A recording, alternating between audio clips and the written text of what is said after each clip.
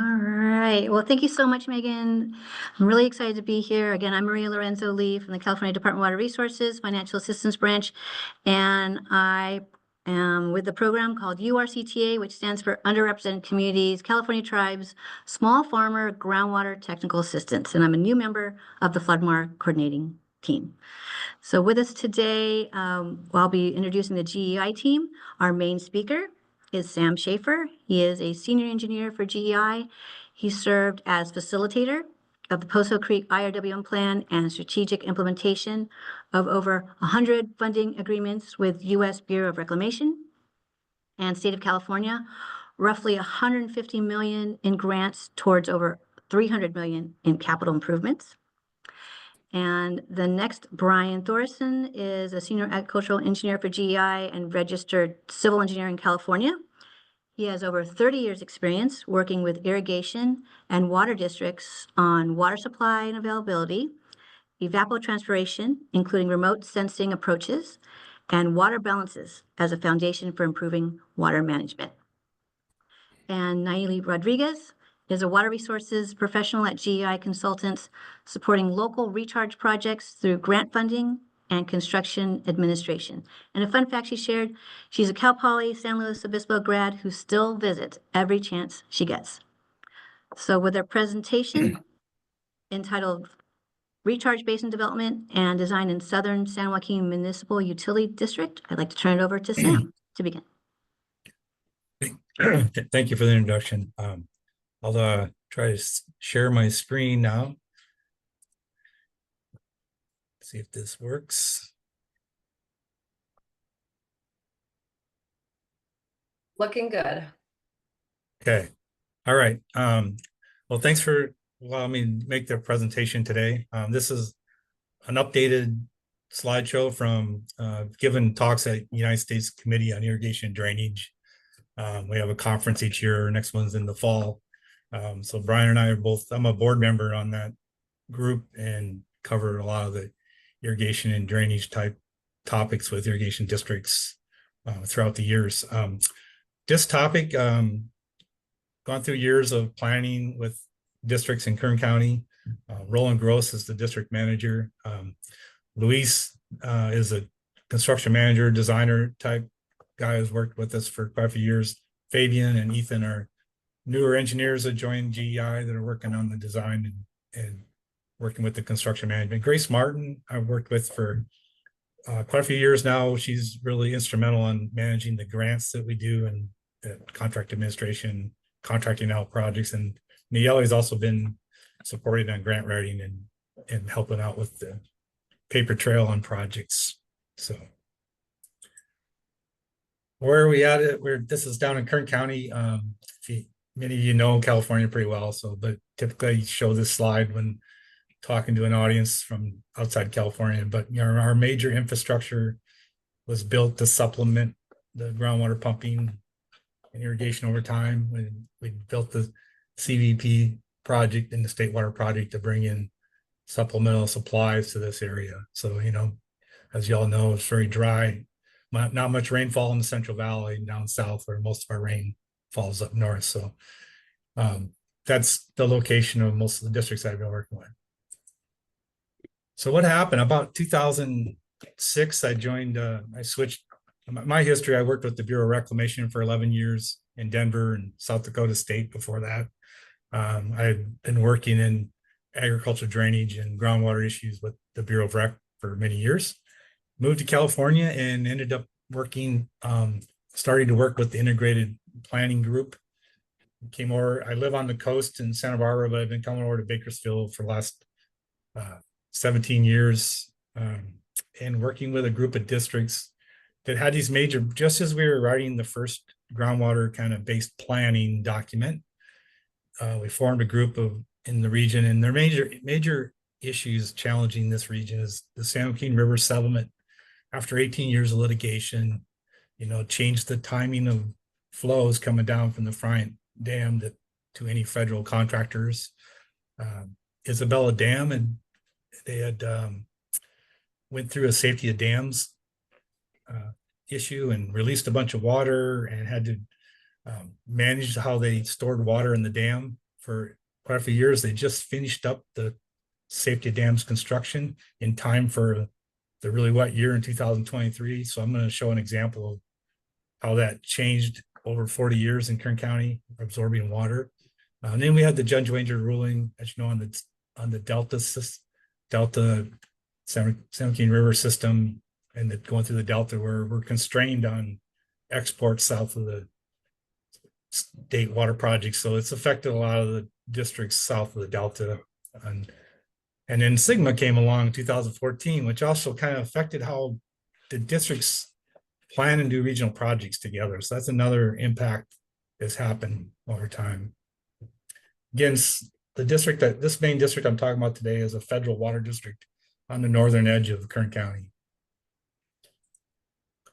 So what happened in the Kern River is kind of interesting to show this slide so you get a feel for what's happened in Kern County over the last 40 years. Is a good example of the Kern River in 1983 had a rainfall and storage and runoff event that generated 2.358 million acre feet of water that came out of the Lake Isabella system.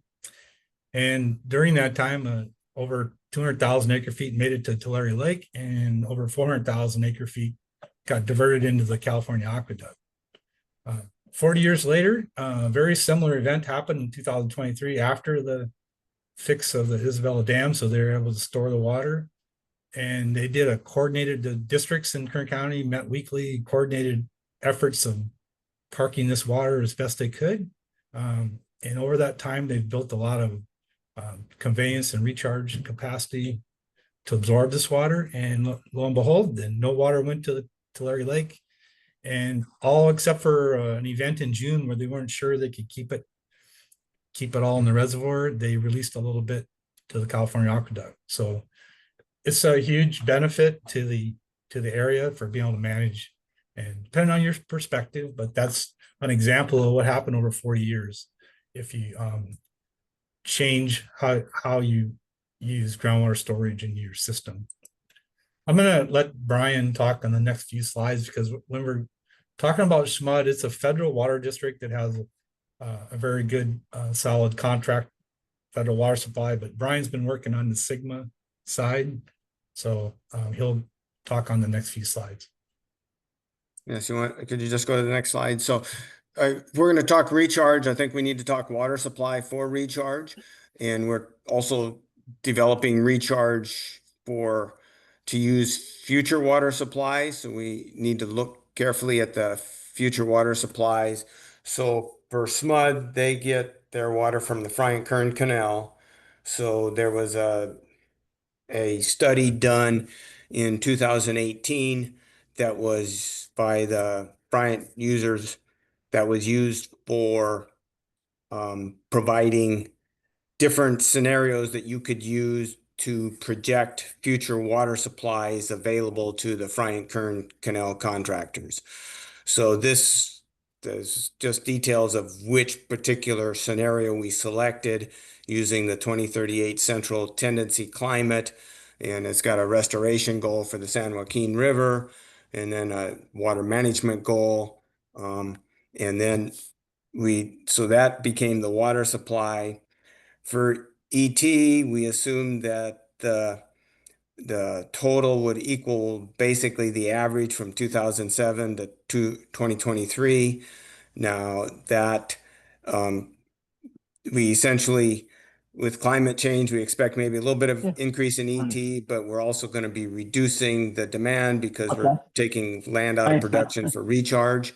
So I think that about balances out. If anything, we're conservative, probably using that average into the future. And then we're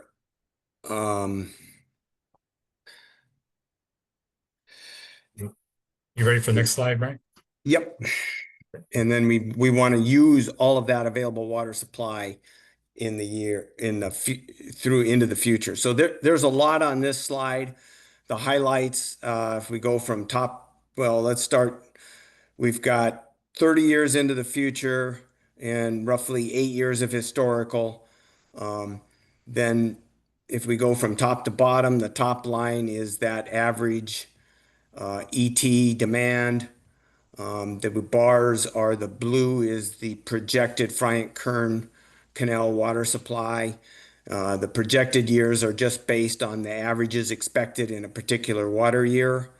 Then we've got the 10-year running average of the Friant-Kern Canal supplies, and then there's a native yield that is provided for in Sigma. So the top line includes the Friant-Kern Canal supplies and the native yield. And the very bottom line is a groundwater deficit. I mean, the key point is if we assume that they are able to take all the water, and when I say assume, we're building projects so that they will be able to take all the water, right?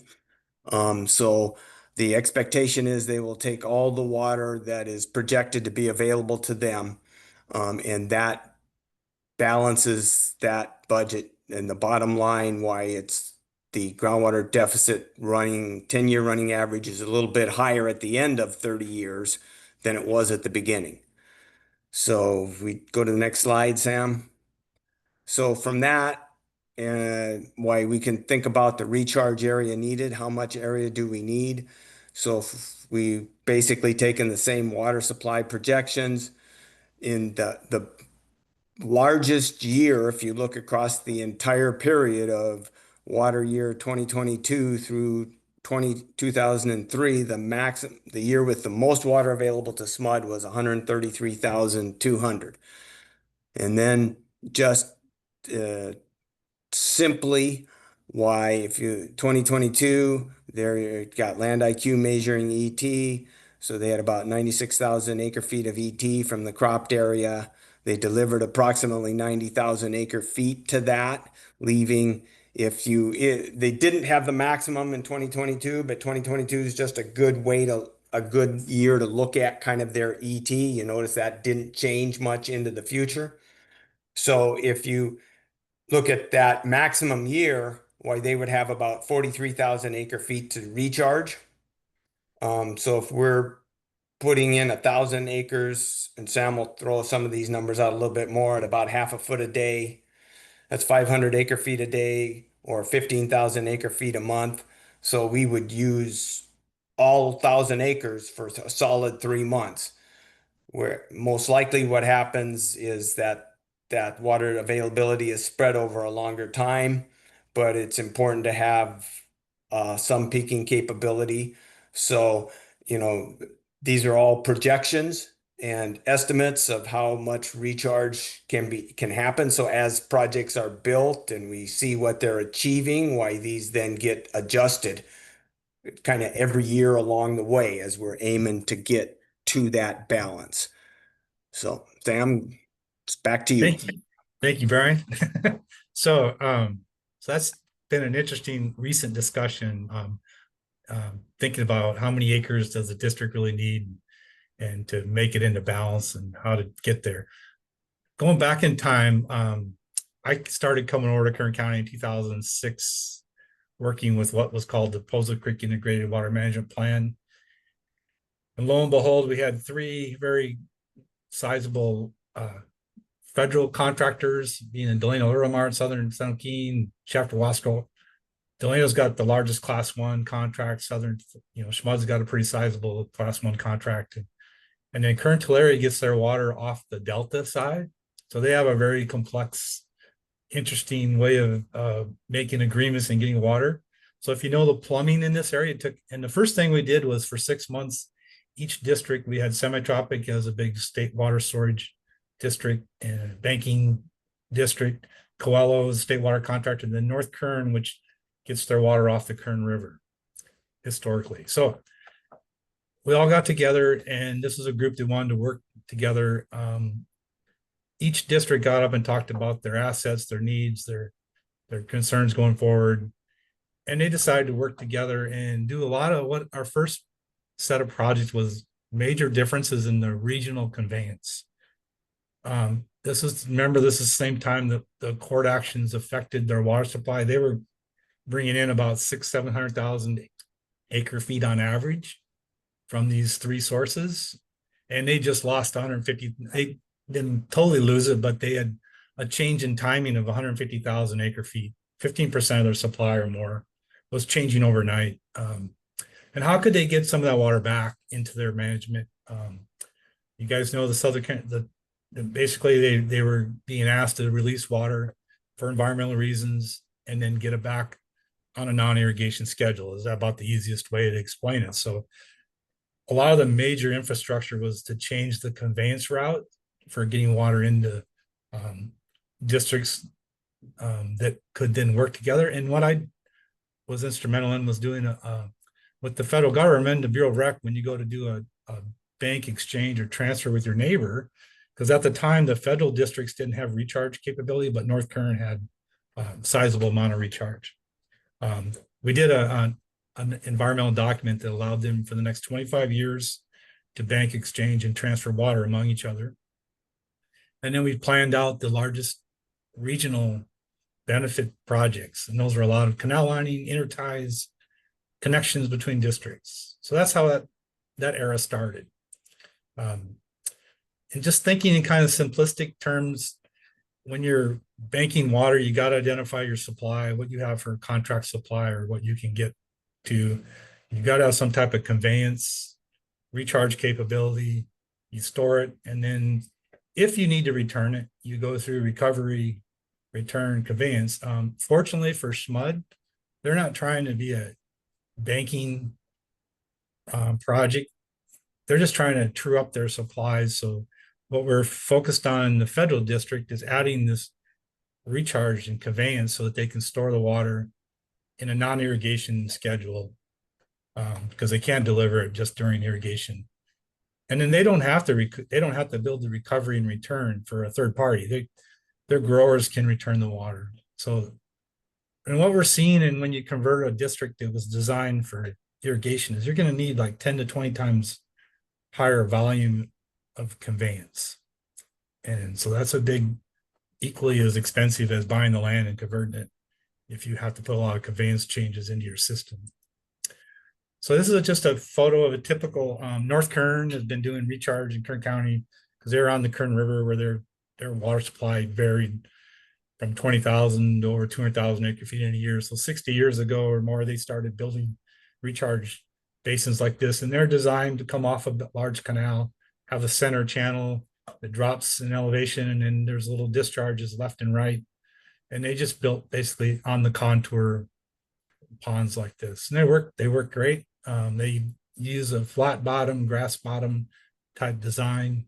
And the person that I worked with over the years, Dana Munn, who passed away a few years ago, almost to the day last year. His birthday's on the 8th.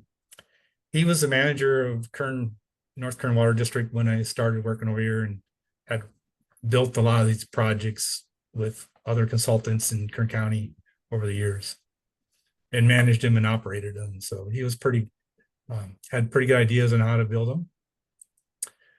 So for SMUD, what we did is there was some past studies thinking there wasn't a really good places to do recharge. So we took a planning step, did a feasibility study in 2018 that identified preferred areas within the district that would be good for land. And I'm sure many on this call, many people have gone through the thinking of where's the best land in the state to do recharge. So we took a look at that in the district, and we came up with some really good areas in the district that would be great, but it's hard to find that land when everybody's wanting to grow and not really wanting to retire and not be farmers. Fast forward through Sigma, land became available a year and a half ago in August. If you remember, a rainfall event, it clobbered the grape growers in this district. So their crop was destroyed pretty much, and they were ready. It was a land family trust that was ready to sell 4,000 acres, and the district ended up getting 680 acres in a key location that they knew based on the study was a good location and next to conveyance. So we built a couple projects now prior to that purchase that required some 36-inch pipelines to go in. So, we've done a couple projects where we have built a couple of 80 acres added the conveyance to connect them into the system. And now the district has really been fortunate to find land that they've purchased in the right location. So here's a map of where we're at now in Schmud. The Friant-Kern Canal comes down. This is Lake Willems on the system. And another really good thing in Schmud is as you come down into this district, the canal is pretty elevated. So you've got 20, 30 feet of head coming off each of these connections into the district. And it pretty much, you can design a basin and there's maybe 6 to 7 feet of drop as you go east to west across each property. It's pretty flat north to south. And you got plenty of energy to put in conveyance and not have to deal with added pumpage or anything. Anything coming off the Friant and going west in Schmud is all gravity fed in the system. The district took a look at where their demands were freeing up, let's say, on certain laterals. They did do a recharge basin down here, but they're pretty limited in the summer. Once it gets to the irrigation season, they can't get water into this basin. So the rest of these, they think they could use them year round if needed. Typically, you don't want to be recharging in July and August, but there is reasons for why you may need to. So what we've done is laid out a future plan for the district. This is a typical connection into one of their main lines. This was down on the Leonard project that I was talking about, where you go in with a fabricated piece. You got to measure this thing, go get it fabricated, you drop it in. They hired it's a little bit bigger than what they can do as a district. This is like a 5-6 foot diameter piece of pipe going into and then connecting to a 36-inch pipe that's going under a road, and then connects to about a half mile of 36-inch pipe over to a recharge basin. The key here in Kern County and off the Friant is kind of to find where we can link surface water supplies with direct recharge facilities, and trying to match the timing of coming off the Friant with demand and flexibility, build flexibility. And on the previous back a few slides, some of the early projects we did with ERA funded money there was recharge basins that were 30 feet higher in elevation in another district, across the highway. So we put in like 400 CFS mile long pipe pumping plant to move water when it was wet from, the Friant-Kern up to a canal that came off the Kern River, to use spreading basins that were already existing, but you just couldn't get the water there in a wet year. So there's a lot of really good thought that went into our facility changes with the districts here as a region. Since Sigma is getting more and more focused by district than it is more than by regional projects. We're fortunate we built a bunch of the regional projects, and now the districts are really seriously looking at how to true up their supplies. So what happens in these districts is they like an engineered approach on the design in Schmud. They're taking water off a pretty controlled, good conveyance system. They're willing to retire the land and convert it into recharge. That to them, they want to do an engineered recharge basin versus maybe a subsurface system as we've done in other districts. They can remove the demand by converting the land, but it's a pretty good cost. They've gotten the land bought for a little under 20,000 per acre. When you go to build these, this is a $4 million project to convert 75 acres. That comes out to 53,000 an acre, but we have been successful with the Bureau of Reclamation and their WaterSmart program. They've been really a good program to come in. These are huge benefits that are in the middle of the valley, right next to disadvantaged communities and places where they need to, the irrigation and storage districts have contract supplies they can bring in. They're faced with not being able to bring in those contract supplies just on an irrigation schedule anymore. Even their contract water, they may have to bring in on what we call the shoulder months. That makes sense to you, non-irrigation months, just so they can get it delivered and have it available. We've been fortunate to cut a lot of these costs down in half, but it's still pretty expensive to get through program like this. So this is an example of a basin cell in the Regan recharge basin. These are some views of construction, what it looks like on the ponds. This was Regan Pond a year ago when they were using it. It got constructed and finished up by about February a year ago, and right away it went to use. In building these things, we have these little precast, we use these little precast boxes, and this district kind of likes to do a flow through system where we're not doing too elaborate of management. You just set your boards and fill up your basins. We're not looking to keep them super deep. There is times when you need to put, maybe you need to deliver as much water as you can over off the Friant, when all of a sudden you find out you've got some water available and you got to act pretty fast and get the water in. You may run them up a little higher, but typically we don't like to run them more than 6 inches to a foot deep, and they don't need to be real deep in case there's wind events or anything like that. Typically we double rip the bottoms after construction. They tend to get a little compacted. You try to build them when it's dry. You try to get good equipment in there. This isn't super large, but the compaction still is going to happen some. So you do double rip them. Try to open up the basins. So where are they? To date, we've gotten. They did a private. When they did a look at the district, again, the area of recharge. That went one slide too far. This area where they did buy the land was the preferred area, but there was a private landowner that converted a property. There was some testing done in the area where we thought we were seeing recharge rates as high as a foot per day. There were some other little small sites that have been finished up and reshaped in a couple of 80s, but going forward, we've got just a year ago, got all this land purchased, and it took about a year to clear all the land from the old vines and stuff like that. So they're ready to be converted over time. So at this time, we've got 30 plus 32, 78, 75 acres. So about 215 acres in operation with another 680 in design. And those are, I came up with the names just to keep them all like individually named, so it's not confusing on different applications. And then how we've been doing the design is, again, we're fortunate to have plenty of gravity energy to get the water to a site.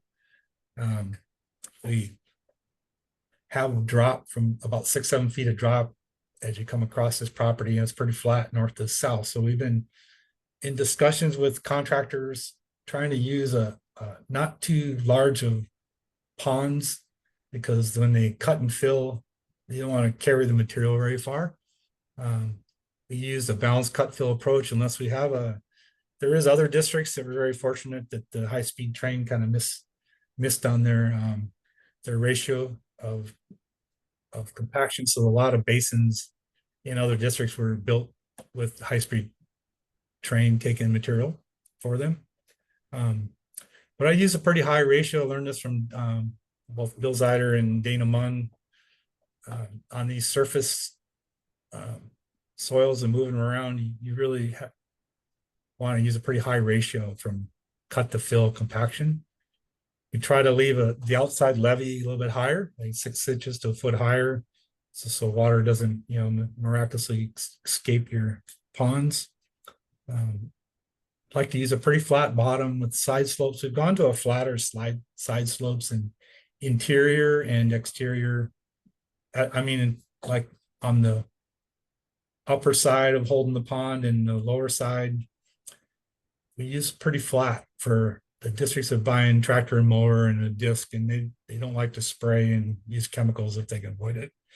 So they do a lot of maintenance with mowing and gone away from having, trying to maximize the bottom area and just make really good slopes for them to maintain. And they don't erode as easily either, so that it helps maintain them. When in design, we're using a 1/2 foot per day grow. I just kind of came up with this approach recently to make it kind of an easy easy to think about design number. If I can, if I can design a system to get 0.25 CFS per gross acre, I know that, oh, I got 40 acres, that's 10 CFS right here.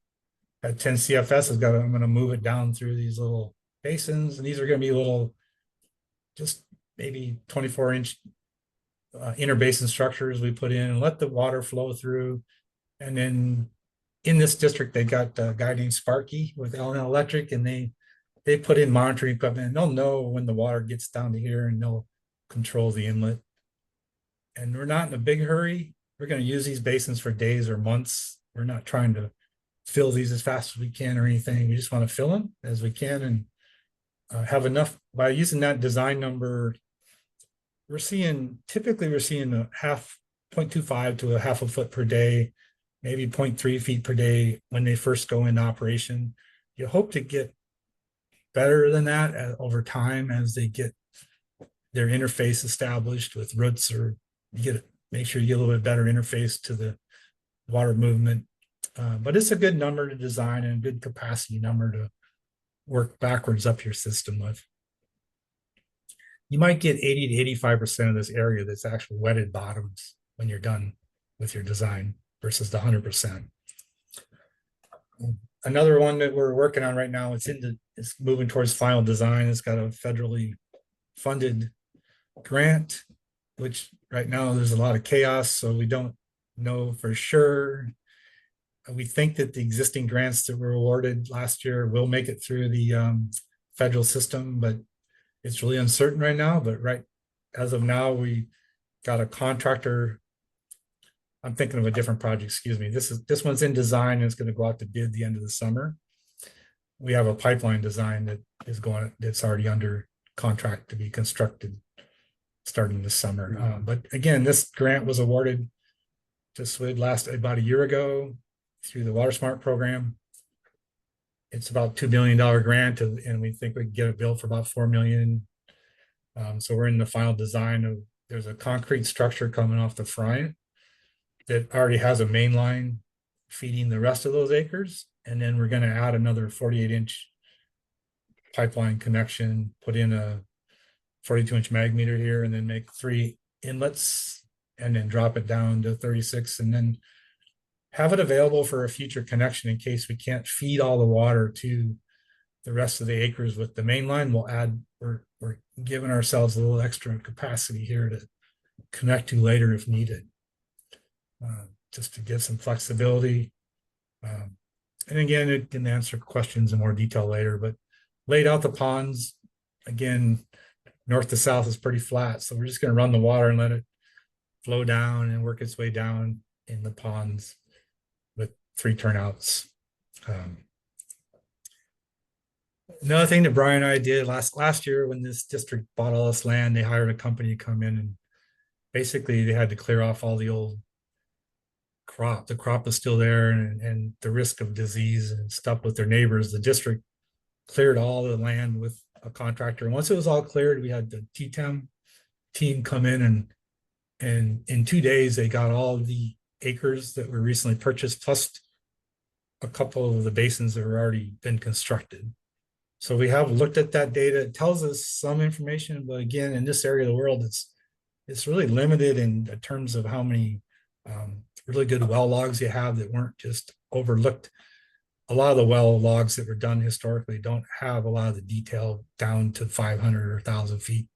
They were either oil wells drilled or for other reasons, and they didn't necessarily get all the details. We can come back in and do some SPT or different type of testing.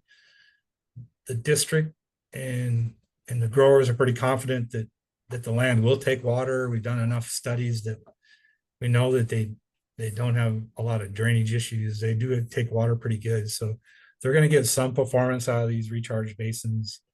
And over time, we'll look at whether we go in and rat hole or do some things to improve the basins after they're built and in operation. But again, going back to the conveyance needs, if this 680 acres needs about 170 CFS, we've got an existing main line that probably can pretty easily do this 90. And so we're adding an 80 CFS connection. And and we'll decide in the future if we need that new pipeline will come into here. And then in the future, we may be able to just throw it a connection. The district can do that pretty much themselves. They could go in and run a 24 or 36-inch pipeline to connect and feed this area down here if needed, so that they can make sure they get the water in when they need to. Another thing Brian and I were looking at with the district is how we're looking at a total design flow for the recharge target right now at 250 CFS. So can we always get 250 CFS off the Friant? Physically, we think we can, right? From all the connections. There has been, the last 2 years, they did the capacity improvements, on the Friant. So they were prorating and sharing the canal capacity.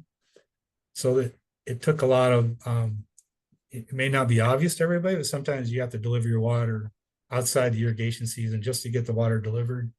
And so these districts are faced with not always having full capacity off the Friant.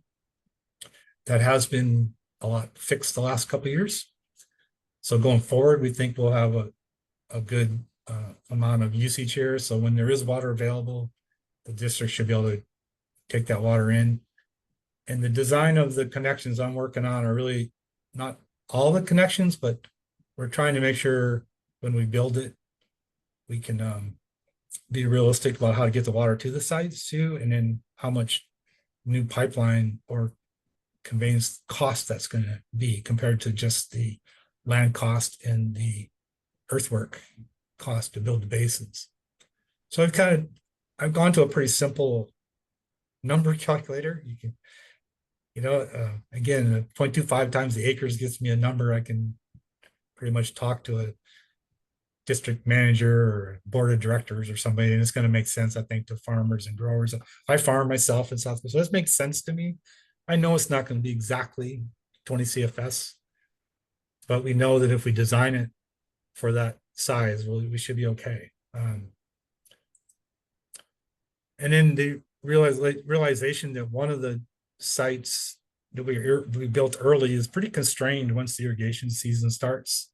So this site down here, you probably aren't going to use it once you get a bunch of demand on the irrigation system. But the rest of it, we were fortunate to work with the district, and they identified when they went to buy this land where they were thinking about that, and they think they can build a system now that won't be constrained. That's pretty much it for what I had to say. So if there's any questions that happened during the time, I wasn't paying too close attention to that. Thank you so much, Sam. We do have a couple questions in the chat. Okay. Okay, so the first one, really in the beginning, it said, did anything happen to the California Public Trust Doctrine to make it unmentionable? Isn't California water still a public trust asset?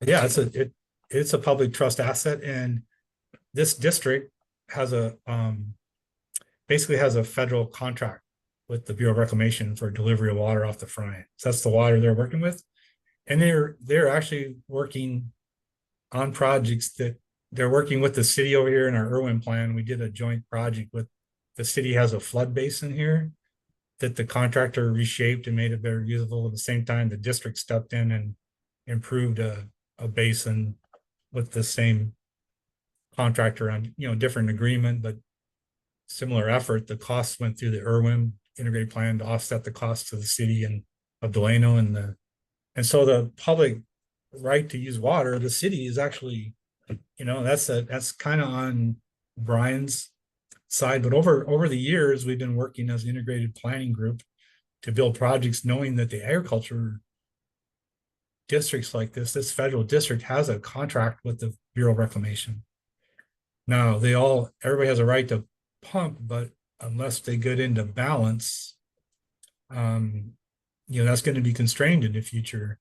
The city themselves actually, I don't want to say too much, but they put in a bottling plant without talking to the district very much. So there's some real issues when and this has been part of the integrated planning world when disadvantaged communities they may or may not have a water supply to recharge with. Many of them don't.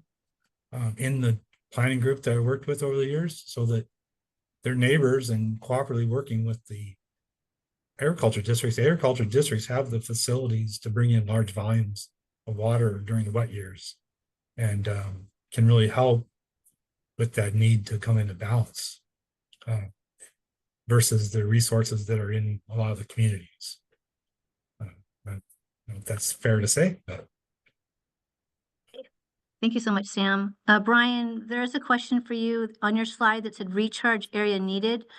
Are expectations, assumptions, and facts all the same thing now?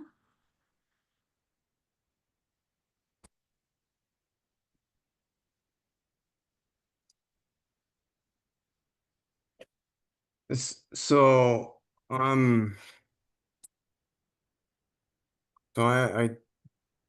so I'm trying to understand the question. I guess the slide that we're looking at here, we based projections on a study that estimated water available in the future based on water available in the past and changed conditions like climate change and other things like the San Joaquin Restoration Agreement. So that's provides an estimate of water supply in the future based on the hydrology that has happened in the past and the changes that we expect to that hydrology and to the management of that hydrology. So it's an estimated projection of the future based on certain assumptions that were agreed upon for this study. So I think they're not necessarily all the same thing now. I think we have to clearly articulate what is an assumption versus what is fact. That's why we have all these points about where we and how we develop that water supply projection. So much, Brian. And there's another question in the chat. Is SMUD considering recharge on active farmland in addition to the basins, perhaps as high storm water year overflow? Perhaps high storm water year overflow. I mean, you can try to do that. Most of the time, your system is designed, there was evidence of that in the past years when it was really wet, and people try to flood their fields and put water on fields, but those fields aren't necessarily sloped and as effective as a designed basin. You might get 20-30% effective recharge putting water out through turnouts that aren't designed. Again, like I mentioned, the 5 to 10 times to 20 times the amount of volume that a turnout for recharge is designed for versus a turnout for irrigation. So you're sometimes limited by your conveyance route to the field that is actively farmed. I mean, your turnout can only produce so much water, and even though the water is available, you can only put so much out. And then it's the slope and the shape of the field. You got to be able to contain that water and let it recharge. There is subsurface systems at some districts where their best recharge land is also wanting to stay in farming. LIDCO is putting in subsurface systems in Kern County in several districts. Great. There's just a comment here from the discussion prior. There's new legislation last year that added aquifers to the definition of natural infrastructure. So thank you for that point there. We do have another question. Can you please talk about the water quality considerations for these projects? Yes. The good thing is water, the recharge water is coming off the Friant-Kern Canal, which is a really low TDS, really good quality water. Typically, when you take a land out of production, you might get one flush more of whatever uses of farming practices existed, but after that, you're adding just pretty clean, fresh water into recharge, and and it, especially coming off the Friant, it's pretty, except for the first flushes of the year and times when it's pretty, there can be some cloudiness and some turbidity in the water. You tend to not want to put that into your recharge basins. So you do try to be careful when the water first comes down a system, and once it's cleaned up and pretty clean, it's not going to affect you as much. And you try to be careful that you don't put cloudy water into your basins if avoidable. Makes sense. Okay, as a follow-up, do you foresee that these projects will be affected by State Water Resources Control Board infiltration policy that they're developing? I guess I don't know those policies. Okay, thank you for the clarification. The infiltration policy only applies to urban stormwater. Yeah. Okay. Going back, there's another question up the top. Let's see if we have, there's another one here. What percentage of years do you expect to have enough water to put the recharge basins to work? Oh, it's a really good question. Looking at the historical numbers that came out of the litigation with Dan Steiner, did the numbers for the Friant way back when they did their litigation, and then going forward with the San Joaquin River settlement, you can pretty much see in the tables about 4 out of 10 years you get water that's going to be available, and there's really X number of months out of a 10-year period we always look at, and you get 2 years out of those 10 that are really going to be wetter than the rest. Usually, what we're seeing historically, now it can change with climate change, but so about 4 out of 10 years, you're going to get some event during the year where you're probably going to be using your recharge. On top of that, you've got timing changes that happened due to the environmental.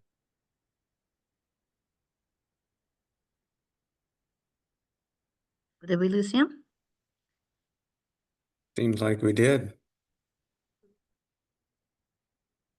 He's frozen. Okay. Nice to Brian, I know. don't know if you see some of the other questions in the chat. We'll get back to Sam when he comes up. Okay, there you go. There you go. Ah, Hi, Sam, you're okay. back. Anyway, we did look at historic to get a frequency. We use about 4 out of 10 years, and then we use so many months out of that. We have a pretty good idea where you're going to have opportunity for recharge on these systems. Okay, great. Next question. How often will it be for recharge during irrigation season? Why is this needed? And then, go ahead. Let's answer that one first. That's a really good question, because there's some districts that have gone to where there's no irrigation on the weekends due to labor or other operational differences than historical. So sometimes people want to, a district will want to deliver water on the weekend to basins. They may want to fill them up. So there's been some operations like that have happened. There's been some times where the conveyance itself is prorated the last few years due to subsidence and loss of capacity. So you have to share that canal with other contractors who have various types of contract water coming down the Friant. So the district managers do work pretty cooperatively with each other off the Friant. And there is times when you just need to bring water in because you don't have a lot of notice when the percentage goes up or there becomes a flood event, and you get very short notice. So you want to be able to park that water as best you can, and your irrigation demand may, as you come into the spring and get into early summer, may not be as high enough to absorb everything. Plus you have days where you may not be running it has gone to where not as much irrigation on the weekends. So there is days when you may want to just move some water to storage. And thank you for that. The next question is about costs. Can you please give any info about O&M costs and water purchase cost? Well, water, yeah, interestingly, most of the districts are going to set their water rate. I was at a board meeting for this district, and it's public. They set their water rate at $150 an acre foot. And they did that because if you set your water rates too high in these conjunctive use districts, you're not incentivizing to keep your wells off. And so you want to set a rate where you can encourage your growers to take surface water when it's available versus turning on their wells. And that price point, each district's going to have a little bit different price point, but that is a decision they tend to look at when they set their rates for the year. And then their water supply that's available to them as the hydrology, but the Friant-Kern system doesn't have a large reservoir storage. So each year, they go through the year and they set an allocation, and there's not a lot of storage behind that reservoir. So you'll get flood events and spills pretty regularly when water's available. And then the cost to O&M, they're pretty much looking at, they purchased a tractor and a mower in the district. We're trying to design them so they're easily not going to require a lot of maintenance other than making sure the weeds don't get out of control, and they get some grasses established where they can, and then maintain any weeds or anything. There is issues with safety. There's been a lot of theft of fencing on these sites. They've gone to even painting the fence stripe on it just to identify. There's been some issues with trying to keep the site secure and not have the materials just get stolen. And that's the fencing around the site, things like that. So there's been some real issues with going forward with developing these basins on that. We do have a follow-up to the water quality question, and then we'll go back to a question about extracting water. So as a follow-up to the water quality question, are there any considerations regarding how water quality might be impacted by interactions with possible soil contaminants, thereby affecting water quality in the groundwater basin? Well, I think you've already been practicing farming and other land uses in this area. In the Pozo Creek, in the planning group itself that I worked with over the years, in this area, 96% of the water was agricultural use and 4% was environment and cities. So when they lost 15% of their supply overnight, whose water did they lose? You lost multiple quantities of all the disadvantaged communities pumping.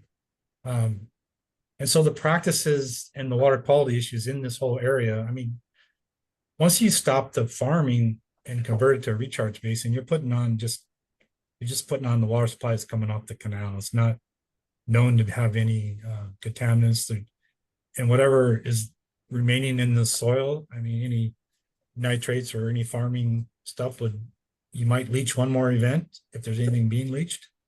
And after that, it's you're not adding to anything. You'd be diluting, if anything, what's already there. That's, I guess, my opinion. Okay. Anything to add, Brian? But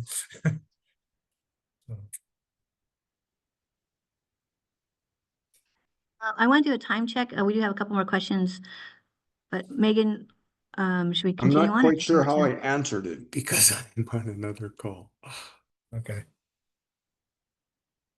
If we're just at 1:30, if folks want to stick on for another minute or two, we can take the rest of the questions. Sam is happy to stay with us for a few extra minutes. But just so you know, we're at 1:30. It's our official end time. We will know if you have to drop off, no problem. All right. Go ahead, Maria. We'll continue. Thank you. We'll continue with this question. Is SJMA extracting water with their own pumps, or is that up to growers to recover the stored water? For the most part, it's up to the growers. What they have done is they purchased the land. If there's an operating well that's already connected and they can connect it to the system, they'll keep it active in case a grower's well goes out during the season. They'll have some capacity now to supplement and take care of emergencies, but they're not in the business of banking and storing water outside the district, and so basically the growers are still pumping and returning it themselves. But the district will have a few wells now that they can supplement as needed. And last couple questions. Does I'm gonna- banking assume? Oh, go ahead. I have to drop off, so I thank you, everybody. Thank you so much, Brian.